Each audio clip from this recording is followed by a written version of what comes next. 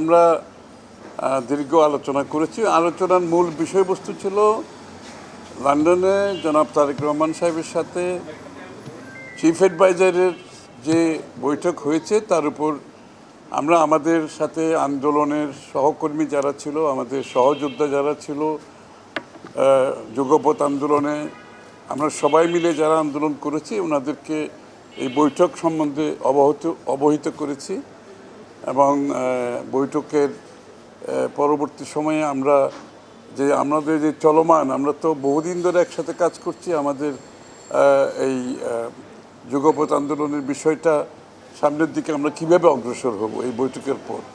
তো এই বৈঠকে তো সকলেই সন্তুষ্ট যে কি আমরা একটা নির্বাচনী সময়ের মধ্যে ঢুকেছি, নির্বাচনী টানেলের মধ্যে প্রবেশ করেছি এবং এটাকে আমরা সবাই মিলে কিভাবে সামনের দিকে এগিয়ে নিয়ে যাব এইগুলোই মূলত আলোচনা হয়েছে এবং সবাই লন্ডন বৈঠকের উপর সন্তুষ্টি প্রকাশ করেছে।